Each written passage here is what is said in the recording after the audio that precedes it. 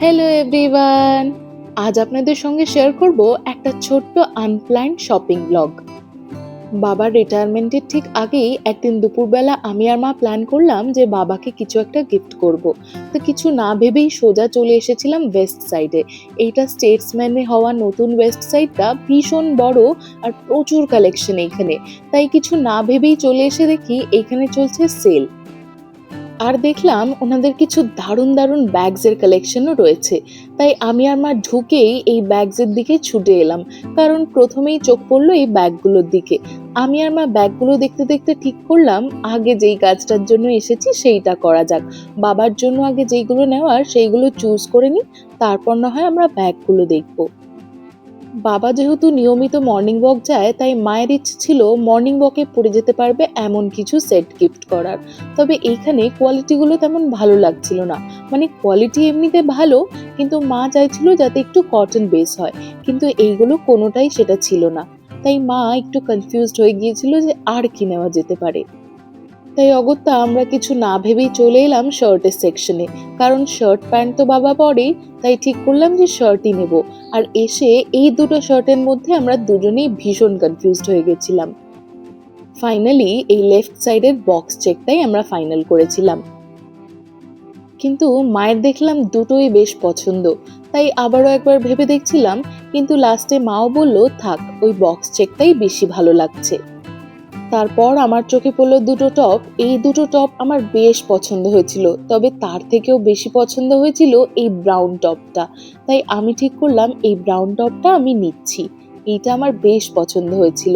আমায় কিন্তু অবশ্যই কমেন্টে লিখে জানাবেন এই টপটা আমার উপর কেমন লাগছে। চকলেট ব্রাউন কালারের একটা টপ আমার অনেক দিন ধরেই উইশ লিস্টে ছিল, আর সেইটা হাতে পেয়ে আমি বেজায় খুশি। তারপর আবার চলে এসেছিলাম ব্যাগসের সেকশনে, আর মা এখানে দেখছিল কোন ব্যাগটা নেব। এই তিনটে ব্যাগ আমরা ফাইনাল করেছিলাম, আর এই তিনটেই আমাদের দুজনারই ভীষণ পছন্দ।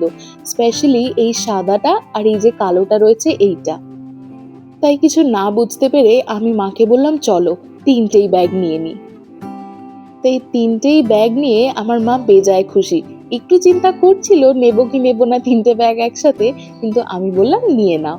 বেশ পছন্দ হয়েছিল, আর সেলে তো ছিলই। আর তারপর আমরা চলে এলাম এই জুয়েলারি সেকশনে।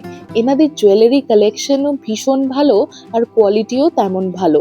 তবে জুয়েলারি আর আমি এবারে কিছু নিইনি, শুধু একটু ঘুরে দেখছিলাম, কারণ ওনাদের ওয়েস্টার্ন কালেকশনের কোয়ালিটিগুলো আমার বেশ ভালো লাগে।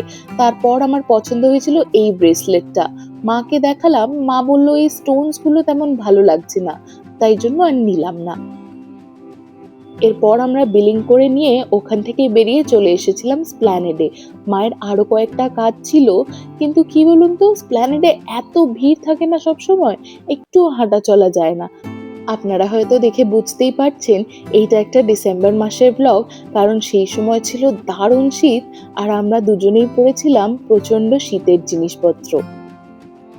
মায়ের আসলে একটা রেড বা মেরুন কালারের স্ট্রেচেবল ব্লাউজের প্রয়োজন ছিল, কিন্তু তার দোকান আমরা কিছুতেই খুঁজে পাচ্ছিলাম না। শেষমেশ একটা দোকান খুঁজে পেলেও এটার কোয়ালিটিটা আমাদের তেমন একটা পছন্দ হয়নি। কেমন একটা সিনথেটিক টাইপের, আর স্ট্রেচটাও তেমন একটা ভালো নয়।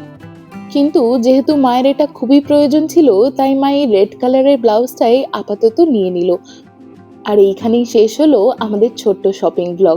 এরপর আমরা চলে গিয়েছিলাম বাড়ি।